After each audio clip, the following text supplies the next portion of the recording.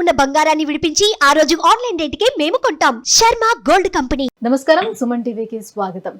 November మాసం నవగ్రహాల సంచారం ఎలా ఉంది, ఏ రాశుల వారికి ఏ గ్రహాలు అనుకూలంగా ఉన్నాయి, ఎటువంటి ఫలితాలను ఇస్తున్నాయి, ఈ విషయాలను తెలియజేసేందుకు మనతో పాటు ఉన్నారు ప్రముఖ జ్యోతిష్య శాస్త్ర వాస్తు వేదిక నిపుణురాలు, దేవి ఉపాసకురాలు అయినటువంటి శ్రీమతి జయప్రద గారు మనతో పాటు ఉన్నారు. అమ్మ నమస్కారం. నమస్తే అమ్మ, శ్రీమాత్రే నమః.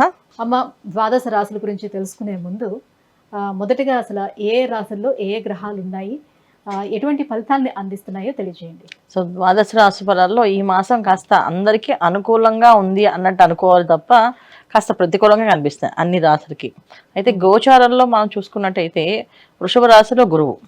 సో గురువు వృషభ రాశిలో ఉన్న వక్రించి ఉన్నాడు ఆయన, అంటే వక్రగతితో మళ్ళీ తిరుగుమంగా ఉన్నాడు ఆయన. అందువల్ల వృషభ రాశిలో గురువు, కర్కాటక రాశిలో కుజుడు, కన్యా రాశిలో కేతువు, తులారాశిలో రవి. రవి అక్కడ తులారాశిలో ఉండడం అంటే కొంచెం బలహీనంగా అని చెప్తారు, అంటే నీచ స్థితి అని చెప్తారు. కాకపోతే ఏంటంటే దాన్ని నీచ స్థితి అనకుండా బలహీన అని చెప్పి చెప్తున్నాం. వృశ్చిక రాశిలో బుధుడు, శుక్రుడు, కుంభరాశిలో శని భగవాన్ వక్రగతితో ఉన్నాడు. ఈ విధంగా మన గోచారంలో ఉన్న గ్రహాలు, నవగ్రహాలన్నీ ఈ విధంగా ఉన్నాయి. సో ఈ విధంగా ఉండడం వల్ల ఏంటి అంటే కాస్త కొన్ని రాశులకి కాస్త ప్రతికూలంగా కనిపిస్తుంది, కొన్ని రాశులకి అనుకూలంగా ఉంది. అనుకూలంగా ఉన్న రాశులు హ్యాపీగా ఉన్నాయి, అనుకోవడానికి కూడా లేదు. ఇక్కడ మళ్ళీ కుజుడు ఇక్కడ కర్కాటకంలో ఉన్నారు కనుక కాస్త అంత ఇబ్బంది పెట్టే లక్షణాలు కనిపిస్తున్నాయి మనకి. అందువల్ల ఏంటంటే ప్రతి మాసంలో మనకి ఏదైనా గ్రహస్థితి బాగాలేకపోతే కానీ భగవంతుడు ఒక అనుగ్రహం మనకు ఉంటే ఖచ్చితంగా సో మనకి బాగుంటుంది. సో ఈ మాసంలో ఏంటంటే కార్తీక మాసం ప్రారంభం. సో చక్కగా నవంబర్ మాసంలో ఎవరికి ఏది బాగున్నా బాగాలేకపోయినా ఈ కార్తీక మాసంలో చక్కగా వీళ్ళు శివాలయానికి వెళ్ళడం, దీపారాధన చేయడం, ఎంత కొంత కాస్తంత దానం ధర్మం ఏదో ఒకటి చేస్తూ ఉంటే ఖచ్చితంగా మంచి ఫలితాలు, సత్ఫలితాలు వచ్చే అవకాశం ఎక్కువగా ఉంటుంది. కానీ భగవంతుడు నామస్మరణ చేసుకుంటూ మంచి ఫలితాలు అందుకునే అవకాశం ఎక్కువగా ఉంటుంది. సో భగవంతుడు ఎప్పుడు మనకి ఇచ్చిన వరం ఏంటంటే ప్రతి మాసం ఒక్కొక్క, గత మాసంలో అమ్మవారి నవరాత్రులు, ఈ మాసంలో కార్తీక మాసం. చక్కగా ఈ కార్తీక మాసాన్ని వినియోగించుకొని ఎవరికి బాగాలేదో వాళ్ళు చక్కగా దైవారాధన చేసుకుంటూ, దైవనామస్మరణ చేసుకుంటూ వెళ్తే అన్ని అనుకూలంగా మారుతాయి. అమ్మ, మరి మిథున రాశి వారికి నవంబర్ మాసంలోని నవగ్రహాల స్థితిగతులు ఎలా ఉన్నాయి, ఎటువంటి ఫలితాలను అందిస్తున్నాయి వాళ్ళకి? తప్పకుండా నాన్న, మిథున రాశి వాళ్ళకి ఈ మాసం కాస్త అనుకూలంగానే ఉంది. ఎందుకంటే వీళ్ళకి చాలా గత మాసంలో అంత ముందు మాసంలో పోల్చుకుంటే ఈ మాసం కాస్త అంత అనుకూలంగా, అనుకున్న పనులు అనుకున్న విధంగా అవుతాయి. ఇంతకుముందు వీళ్ళు అనుకున్న పనులు పీల్చుకోవచ్చు చక్కగా. ఎందుకంటే ఇంతకుముందు వీళ్ళు ఏది అనుకున్నా అది వీళ్ళకే కష్టంగా మారేది. అనవసరంగా చెప్పాము, ఒక సలహా చెప్పాను, ఆ సలహా మీరే పాటించండి, మీరే చేయండి అని చెప్పే తత్వం ఉండేది వీళ్ళకి. పాపం ఎవరికైనా ఏదైనా సలహా ఇస్తే మీరే వాడండి అని చెప్పి స్వామి చెప్పినట్టుగా మీరు చేసేయండి, ఆ చేతితో మీరు చేసేయండి అని చెప్పేసి అన్నట్టుగా ఉండేది. కాస్తంత వీళ్ళకి కాస్త అన్ని పనులు అనుకూలంగా మారి ఏ పనైనా చేయాలంటే ఒక క్లారిటీ వచ్చి చేయగలము అని ధైర్యము, ఇవన్నీ కాస్త ఈ మిథున రాశి వాళ్ళకి ఈ మాసం ఉంది. అందువల్ల ఏంటంటే ఈ మిథున రాశి వాళ్ళకి సంతాన యోగం ఎవరైతే ఎప్పుడైతే ప్రయత్నం చేస్తారో వాళ్ళకి కాస్త యోగం బాగుంది. సంతానానికి మంచి యోగం ఉంది మిథున రాశి వాళ్ళకి. అంటే వాళ్ళ పిల్లల కోసం, వీసా కోసం కానీ, విదేశీ చదువుల్లో చదివించాలని కానీ, అక్కడ యూనివర్సిటీ కోసం సీట్స్ కోసం ప్రారంభం చేయడానికి ప్లాన్ చేసే వాళ్ళకి కానీ, పిల్లలు వివాహం ప్రయత్నాలు చేసే వాళ్ళకి కానీ వాళ్ళ కాస్త ఆ అన్ని పనులు అనుకూలంగా అవుతున్నాయి. మిథున రాశి వాళ్ళకి వాళ్ళ సంతాన యోగం బాగుంది, సంతానానికి చాలా అనుకూలంగా ఉంది మిథున రాశి వాళ్ళ సంతానానికి. అయితే మిథున రాశి వారికి శుక్రుడు, బుధుడు గాని, రవి, కుజులు గాని ఏ స్థానంలో ఉన్నారు, వీళ్ళకైతే ఎలాంటి ఫలితాన్ని ఇస్తుంది? రవి వీళ్ళకి అనుకూల ఫలితాలు ఇవ్వడానికి పంచమ స్థానంలో నిత్య స్థితిలో ఉన్నారు. అందువల్ల అనుకూలంగా లేదు.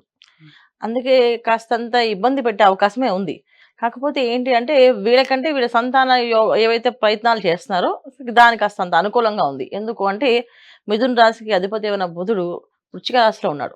సో శుక్రుడితో కలిసి ఉన్నారు. కాస్త శుక్రుడితో కలిసి ఉండడం ఎప్పుడు దాకా నవంబర్ 7 వరకు. ఈ నవంబర్ 7 వరకు వీళ్ళకి అనుకున్న పనులు అనుకున్నట్టుగా జామ్ అవుతుంటాయి. కాస్తంత మళ్ళీ కాస్త తగ్గుముఖం పడతాయి. పట్టినా మొత్తానికి వీళ్ళు సాధించుకోగలుగుతారు. ఎందుకంటే ద్వితీయుల కుజుడు వీళ్ళకి. ద్వితీయుల కుజుడు ఉండడం ఏంటంటే కాస్త పట్టుదల ఎక్కువగా ఉంటుంది. ఇంతకుముందు ఏంటంటే సరే వాళ్ళు వినకపోతే ఏం చేస్తానే వదిలే అని అలా కాకుండా ఏ విధంగా చెప్తే వింటారు వీళ్ళు, ఏ విధంగా దీని మీద పని చేసి సాధించుకోరావాలి అని చెప్పేసి అనుకునే లక్షణం ఏర్పడుతుంది. ఆ లక్షణం దేనికోసం ఉపయోగపడుతుంది అంటే అన్ని రంగాల వాళ్ళకి ఉపయోగపడుతుంది. ఉద్యోగంలో బాస్కి ఏ విధంగా చెప్పి నేను బాస్ చెప్పి ఒప్పించుకొని నేను ప్రమోషన్ తెచ్చుకోవాలి దానికి ఉపయోగపడుతుంది.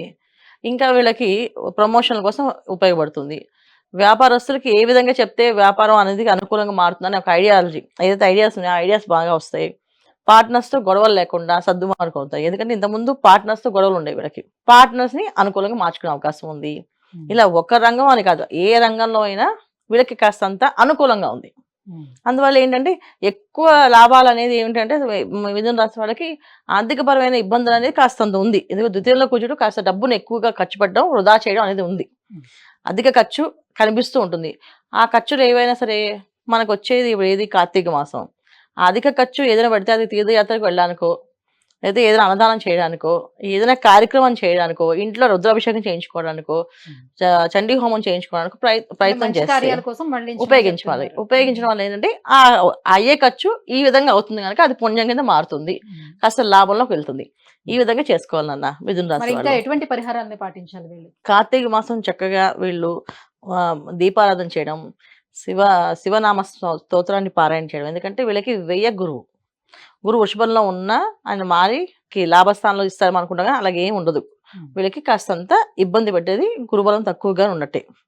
అందుకని వీళ్ళకి చక్కగా కార్తీక మాసంలో చక్కగా శివారాధన చేయడం, శివుడికి అభిషేకం చేయించడం, ప్రతి సోమవారం శివాలయానికి వెళ్ళడం, ప్రదక్షిణాలు చేయడం వల్ల ప్రశాంతమైన వాతావరణం, అనుకున్న పనులు అనుకుని సాధిస్తారు. ఈ విధంగా చేసుకోవాలి మిథున రాశి వాళ్ళు. అమ్మ, నవంబర్ మాసం మిథున రాశి వారికి ఎలా ఉండబోతుంది, ఎలాంటి పరిహారాన్ని పాటించాలి, ఈ విషయం తెలియజేసినందుకు ధన్యవాదాలు. నమస్తే అమ్మా. శ్రీమాత్రే నమః.